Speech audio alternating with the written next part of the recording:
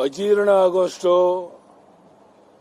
ಬಹುಮತವನ್ನ ಕಾಂಗ್ರೆಸ್ ಸರ್ಕಾರಕ್ಕೆ ಕೊಟ್ಟಾಗ ಯಾವ ರೀತಿ ಒಂದು ತೊಗಲಕ್ ದರ್ಬಾರ್ ನಡೆಸಿ ಜನಹಿತವನ್ನು ಮರೆತು ಸಾಮಾನ್ಯ ಜನ ಬದುಕಕ್ಕೆ ಸಾಧ್ಯವಿಲ್ಲದಷ್ಟು ಉಸಿರು ಕಟ್ಟುವಂತಹ ಪರಿಸ್ಥಿತಿ ತಂದಿರುವಂತಹದ್ದು ಸಿದ್ದರಾಮಯ್ಯ ಸರ್ಕಾರದ ಒಂದು ಸಾಧನೆ ಅಂತ ಹೇಳಬೇಕಾಗುತ್ತೆ.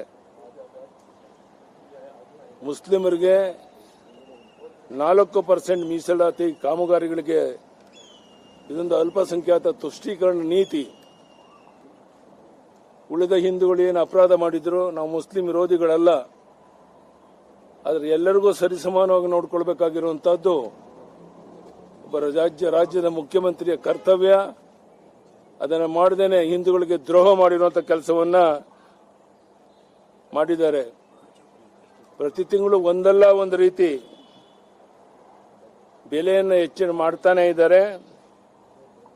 ತಮಗೆ ಗೊತ್ತಿದೆ, ಇಡೀ ದೇಶದಲ್ಲಿ ಪೆಟ್ರೋಲ್ ಡೀಸೆಲ್ ಬೆಲೆ ಕಡಿಮೆ ಆದರೆ ಕರ್ನಾಟಕದಲ್ಲಿ ಲೀಟರ್ಗೆ ₹3 ಹೆಚ್ಚಳವನ್ನು ಮಾಡಿದ್ದಾರೆ. ಬಸ್ ದರವನ್ನು ಏರಿಕೆ ಮಾಡಿದ್ದಾರೆ.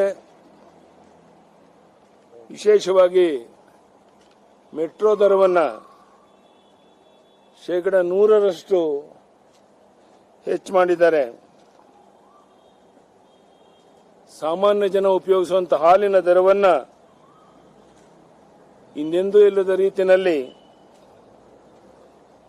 ಒಂದೇ ಬಾರಿಗೆ ಒಂದು ಲೀಟರ್ಗೆ ₹4 ಹೆಚ್ಚಿಸಿದ್ದಾರೆ. ಒಂದೇ ವರ್ಷದಲ್ಲಿ 1 ಲೀಟರ್ ಹಾಲಿಗೆ ಒಟ್ಟಾರೆಯಾಗಿ ₹9 ಹೆಚ್ಚಿಗೆ ಮಾಡಿದ್ದಾರೆ.